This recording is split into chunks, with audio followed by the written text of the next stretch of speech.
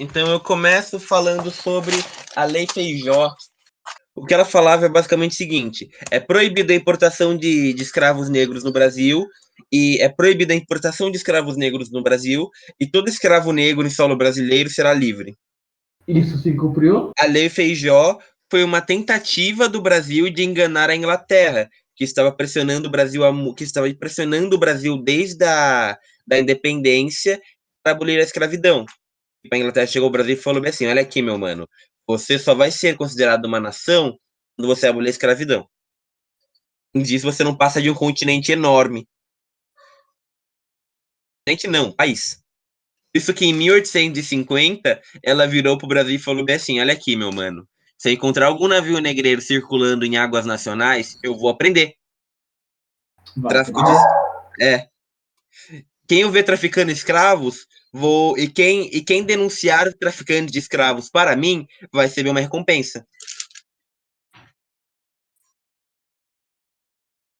Tipo, a Inglaterra tá putaça. Tava putaça. Porque escravos não consomem tanto. E a Inglaterra queria expandir o seu capitalismo. A Inglaterra precisava vender seus produtos para o Brasil e num país gigantesco como o Brasil, e a maioria dos habitantes são escravos, ninguém ia, quer dizer, uma porcentagem muito pequena ia acabar comprando esse Pra. produto. Então, tipo, vamos supor, a Inglaterra começava a exportar tabaco, que a Inglaterra produzia muito tabaco. Na verdade, quem produzia eram as colônias americanas, e desse tabaco ia para a Inglaterra e a Inglaterra exportava um pouco dele. Da Inglaterra exportando tabaco, então ia ter muito tabaco nas lojas aqui no Brasil. Sim, mas não ia ter cliente para comprar. Né? Tava todo mundo cortando cana. O comércio de negros começou quando o Eagle falou que negros não tinham cultura. O Eagle devia ser um homem muito influente, cara, porque imagina, tipo, você escreve lá, beleza, negro não tem cultura. No outro dia os negros estão cortando cana. Eagle, vou pegar aqui um negro não tem cultura. Sim. O Eagle tinha um poder que o Bolsonaro gostaria de ter com seu Twitter. Caramba, o nome dele era Georg, calma, Georg, Wil, Georg, Georg, Georg George Wilhelm Friedrich Guilherme Hegel. Eagle. Hegel. Pô, Aqui, olha, racismo de Hegel. beleza. Voltando para o assunto, porque nós só temos 10 minutos. Temos um limite de 10 minutos aqui, porque o Bruno não quer podcasts progressivos. Ou quer? O Bruno é social-democrata, né? A gente só tem que falar sobre a Lei Áurea. Progressivo é diferente de progressista. O Bruno não quer podcasts progressivos. Porém, ele ia ficar feliz se nós dessemos opiniões progressivas. Quer dizer, progressistas. Não, pera. Progressistas, progressivo é o bagulho que você faz na cabeça, no cabelo. Beleza. O que rolou depois da lei do feijão? A lei feijão. Então, depois da Lei do Feijó, por algum tempo, a Inglaterra viu que o Brasil ainda estava comercializando escravos negros. Daí a Inglaterra é muito puta. A Inglaterra, como é uma potência, falou: não, eu não admito isso. Ela virou o Brasil e falou assim: olha aqui, meu mano. Se eu pegar os navios negreiros comercializando escravos negros em águas em águas nacionais, no caso seriam as águas do Pacífico e do Atlântico, eu vou aprender. Eu não quero negociar com ninguém, velho. Eu vou aprender. Isso é verdade. Daí o Brasil falou: calma, calma, calma, meu mano, calma. Eu vou criar uma leizinha aqui e vai amenizar tudo. Daí foi quando o Brasil falou da Lei Eusébio de Queiroz. A lei proibia o tráfico de escravos para o Brasil. É considerado um dos primeiros passos no caminho em direção à abolição da escravatura no Brasil. O nome da lei é uma referência ao seu autor, o senador, então ministro da Justiça do Brasil, Eusébio de Queiroz, Coutinho Matoso da Câmara. Depois da Lei Eusébio de Queiroz, a gente tem a Guerra do Paraguai. A Guerra do Paraguai teve uma grande influência no escravismo brasileiro, porque o Brasil ele precisava de soldados para serem enviados para a guerra. A lei do Paraguai foi basicamente um conflito que rolou na América do Sul entre os anos 1864 e 1870. Nessa guerra, o Paraguai lutou contra o Brasil, a Argentina e o Uruguai. E o que eles estavam guerreando era por um pedaço de território, tipo, era um pedaço de terra. Se eu não me engano, era o Rio Grande do Sul. Lutando pelo Rio Grande do Sul.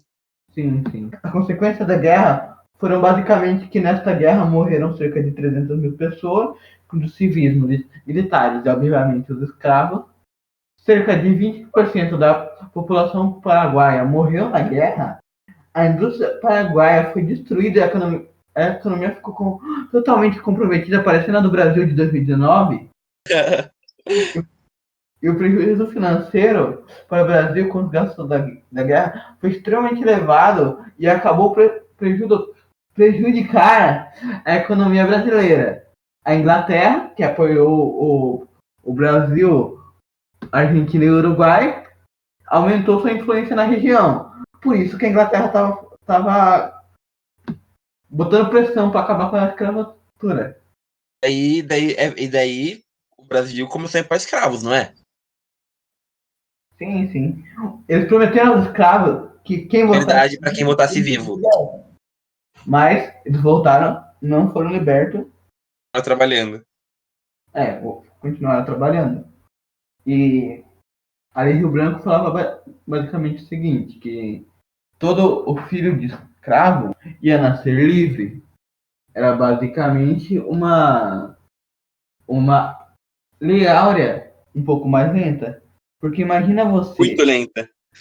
Sim, muito lenta, porque seguindo alguns cálculos, se não tivesse surgido a Lei Áurea, tivesse apenas a Lei do Ventre Livre, todos os escravos morreriam e em 1930 não ia ter mais escravidão. Enfim, voltando ao assunto... Não. Porque basicamente... Vamos filosofar um pouco sobre a Lei do Ventre Livre.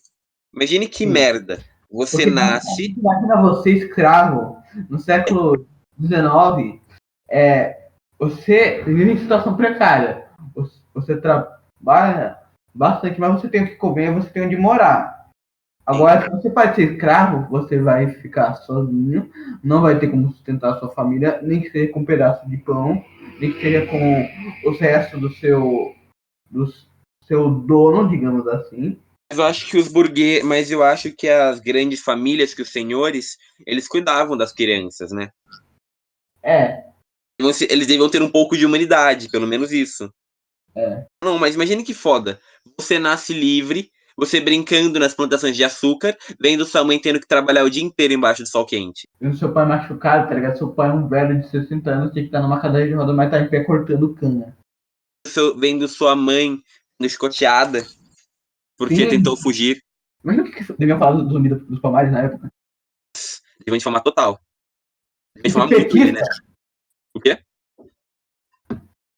Eu fico imaginando eles se referindo aos Zumbi dos Palmares como se referiam aos petistas atualmente. Referindo aos Zumbi dos Palmares como se referiam a Enéas. Sim. É louco, não existe escravidão no Brasil. Escravidão é uma desculpa. A escravidão é uma desculpa da esquerda. Pra fuder com a economia brasileira. A escravidão é uma mentira feita para guiar o golpe da República. Muito isso. Beleza, estamos brisando demais. Voltando ao assunto. Não, mas é isso que o Bruno quer, não é? Mas a gente tem fucking 10 minutos. Sim, mas a gente coloca 15 minutos que seja, 20, 30. Beleza. O professor tem todo o tempo do mundo. Foda-se. Nem vai dormir às 5 da manhã e acorda às 6. Sim. Falar da lei dos sexagenários? Sexagenários? Sim. Depois da lei do ventre livre, também temos a lei dos sexagenários. Que basicamente dizia que quando o escravo completava 60 anos, ele era livre. O que também acelerava a abolição lenta da escravatura. Apesar de que eles queriam fazer com essas duas leis era uma abolição branca, né? Eles queriam acabar com a escravatura com a escravidão, perdão, de uma forma menos chocante. Acredito eu que ninguém chegaria aos 60 anos na condição que eles viviam. A maioria devia morrer de chibatada. Chegava já tava com o quê? Problemas na coluna, hernia de disco. Pra onde você ia ir com 60 anos, velho? Imagine você agora, escravo, sendo solto aos seus 60 anos de idade. É meio que uma aposentadoria isso, não é? Eu imagino que com 60 anos, os, os donos dos escravos que jogavam ele na rua e iam atrás de outro. Sim, revendiam eles. Tá. Depois da lei dos sexagenários, em 1887, acontece um fato que vai anteceder a Lei Áurea. O militar Deodoro da Fonseca se recusou a prender os seus escravos. Sim, e o argumento que ele usou foi: impossível, senhora, esmagar a alma humana que quer ser livre. Tipo, muito humano ele, não é? Dava pra fazer umas brisas muito filosóficas com isso se a gente tivesse mais do que 10 minutos, né, Bruno? Você está limitando a alma livre dos seus podcasters. Você está limitando a alma dos seus alunos de serem livres. Sim, Bruno. Porra, Bruno. E a melhor parte é que em 1889, o Deodoro da Fonseca ele vai lutar ao lado dos republicanos. Golpe de Estado. Ele vai dar o golpe, ele vai chegar pro Dom Pedro, é Dom Pedro, né? Que é Dom Pedro II. Sim, o Dom Pedro chega e vai falar, meu irmão, então, né, cara? Tá fudido. É. Vala daí, Bruno. Saber quem foi o monarca do segundo reinado. Dom João II. Dom João II. Então, o Deodoro chegou pro João. Dom João Agora deixa eu ver II. aqui. Meu irmão, deu merda. Vaza. Vaza. Se você pudesse voltar no tempo e, sei lá, você é branco, né? Você seria senhor de engenho. Mas se você pudesse viver a escravidão, tipo, viver ela pelo ponto de vista de um senhor de engenho e de um escravo. Vamos lá. Vamos debater. Vamos Eu acho que lá. levando em conta a minha condição atual, eu seria o filho de um dono de engenho como escrava. Porque meu pai é branco e minha mãe é negra. Caramba. E a minha mãe seguindo ela, minha família era de escravo. Deus do céu. Sim. Então você seria negro. É. Cara, Não, você. Então, aí. Cara, agora que a gente foi direto pra parte da República e pulamos a Lei Áurea. Vamos para a Não, Lei Áurea. em 8 de maio de 1888, a Lei Áurea é apresentada à Câmara Geral. A Câmara Geral é equivalente à nossa Câmara dos Deputados. É apresentada pelo ministro da Agricultura. Então, no dia 13 de maio de 1888, ela é aprovada pelo Senado e assinada pela princesa regente Isabel. O Brasil foi o último país independente do continente americano a abolir completamente a escravatura. O último país do mundo a abolir a escravidão foi a Mauritânia, somente em 9 de novembro de 1981. Imagina que merda se morar nesse país, cara. Sim. Podemos agora discutir sobre o impacto que a demora para abolir a escravidão teve em nossa vida atual. Essa demora na abolição da escravidão. Bom, por que o pessoal não queria abolir a escravidão? Porque o mercado brasileiro era movido por escravos. Sim, sim. Quando acabou, começou a haver muitos imigrantes. Porque, né, a gente precisava de escravos, então vamos pegar imigrantes. Imigrantes eram escravos legais. Bom, basicamente foram os fatos que antecederam a Lei Áurea. Sim. E demorou bastante. Se não tivesse sido pela Inglaterra e o seu capitalismo, provavelmente a gente ainda viveria na escravidão. A gente iria, abolir um pouquinho antes da Mauritânia. Sim. Ou depois da Mauritânia, vai saber. É. Acredito eu que se não fosse Inglaterra, algum outro país ia botar pressão na gente. Nem que demorasse um pouquinho. Estados Unidos, talvez? Talvez. União Soviética? Verdade. Começando a pressionar o Brasil. Direitos iguais para... Verdade! Direitos iguais para todos. Imagina acontecer um golpe comunista de verdade. Os negros dão um golpe comunista. É lindo. Sim. Bandeira do Brasil vermelha, vermelha, verde e amarela. Vermelho. Será que a gente estaria passando fome? Eu não sei. Eu acho que sim, né? Do jeito que os políticos do Brasil não sabem administrar o país. Sinceramente, eu não consigo imaginar a gente sendo governado por escravos. Mas aí que tá. E se o Enéas entrasse na Previdência? Tá, mas o Enem tá num período muito distante. Estamos falando sobre. Sei, mas e se a União Soviética pegasse, conseguisse implantar o socialismo no Brasil e depois o Enéas entrasse na presidência?